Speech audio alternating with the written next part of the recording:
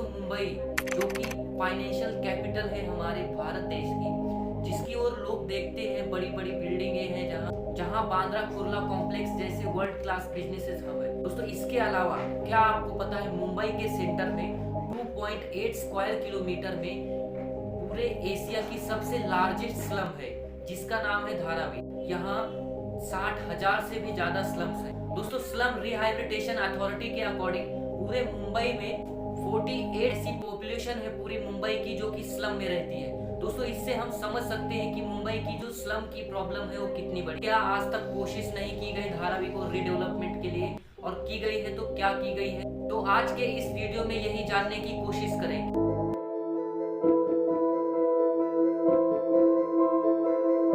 Dharavi which is the Asia's largest slum.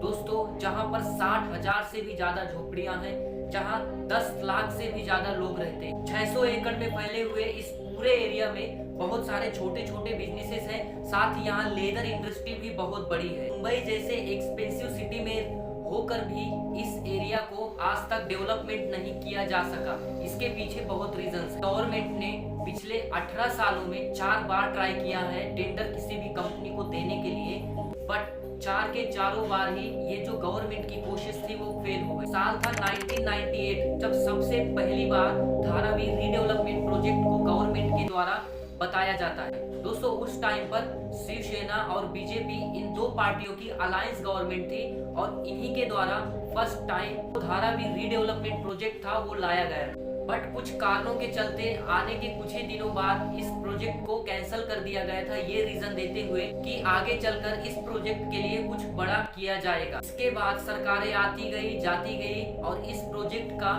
सिर्फ नाम ही चलता गया। 2018 में जब इस प्रोजेक्ट को लेकर के बात चली थी तब गवर्नमेंट ने कहा था कि इसके लिए एक अलग कंपनी बनाई जाएगी ताकि हम इनवाइट कर सके ग्लोबल इन्वेस्टमेंट को। 2019 में जब महाराष्ट्र में आघाड़ी गवर्नमेंट थी तब जो फॉर्मर सीएम थे उद्धव ठाकरे, उन्होंने बताया था कि कुछ लैंड इशू के चलते हुए ये जो प्रोजेक्ट है ये हमें फॉरवर्ड करते नहीं आ रहा है। उद्धव ठाकरे का ये कहना था कि लैंड इशू ऐसा है कि जो सेंट्रल गवर्नमेंट की जमीन है धारावी में उसे गवर्नमेंट देने में बहुत डिले कर रही है और इस वजह से जो पूरा का पूरा प्रोजेक्ट है वो एक तरह से बीच में ही अटक गया। 2022 में एकनाथ शिंदे सीएम बनते हैं महाराष्ट्र। साथ ही क्योंकि जो स्टेट है वहां पर अलायंस है बीजेपी और शिवसेना की, इस वजह से जो कि सेंट्रल रेलवे का इशू था लैंड को लेकर के धारावी में, उसकी परमिशन भी बहुत जल्द ही मिल गई क्योंकि सेंट्रल में बीजेपी की गवर्नमेंट थी और इस वजह से जो ओवरऑल कम्युनिकेशन था स्टेट और सेंटर के बीच में वो बहुत अच्छे से हुआ। और जो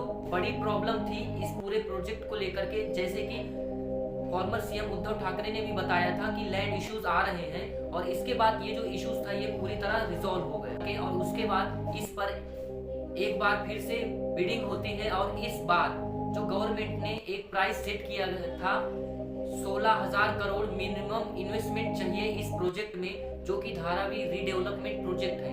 तो दोस्तों इस पर फाइनल राउंड पर 2 कंपनियां पहुंचती हैं।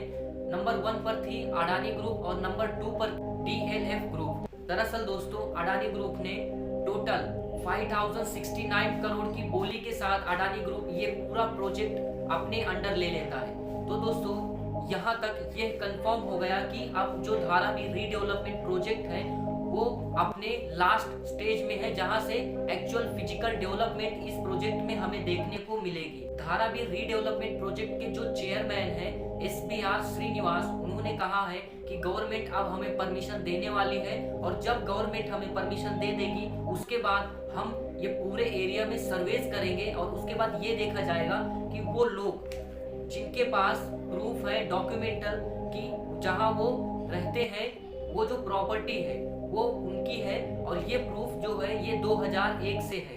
मतलब जिस इंसान के पास 2001 से यह प्रूफ है कि वो धारावी में रह रहा है, जो भी इस पूरे क्राइटेरिया को फुलफिल करेगा उसे 300 स्क्वायर फीट के घर अलॉट किए जाएंगे, ऐसा इस प्रोजेक्ट के थ्रू बताया जा रहा है। इस पूरे प्रोजेक्ट में गवर्नमेंट 20% और अडानी ग्रुप 80% हिस्सा है। जिसके पास ये प्रूफ नहीं होगा रेसिडेंसी का, जिसके पास 11-12 के बाद का प्रूफ है, उसे कुछ पैसे दिए जाएंगे। इस पूरे प्रोजेक्ट में 68,000 लोगों को रीसेटल किया जाए। इस प्रोजेक्ट में कुछ प्रॉब्लम भी फेस करने को मिल सकती है, क्योंकि दोस्तों जो धारावी है वो मोस्ट डेंसली पॉपुलेटेड एरिया है। इस वजह से यहाँ बहुत से अलग अलग जाति धर्मों के लोग रहते हैं। उनको साथ लेकर के ये पूरा प्रोजेक्ट करना होगा, और यही बहुत बड़ी जो एक मेजर प्रॉब्लम हमें देखने को मिल सकती है। जो धारावी के फ्यूचर की डोर है वो है अडानी ग्रुप के हाथों में। तो आने वाले टाइम में यह देखना दिलचस्प होगा कि क्या होता है धारावी का फ्यूचर, और क्या ये प्रोजेक्ट अपने टाइम पर, जो कि एक टाइम पीरियड बताया गया है गवर्नमेंट के द्वारा, जो कि यह बताया गया है कि फर्स्ट फेज 7 सालों में कंप्लीट होगा, तो क्या यह प्रोजेक्ट पूरी तरह कंप्लीट होता है या नहीं। अगर आपको इस वीडियो से कुछ सीखने को मिला हो तो आज चैनल को जरूर सब्सक्राइब कर लेना। मिलते हैं ऐसे नेक्स्ट वीडियो में, तब तक के लिए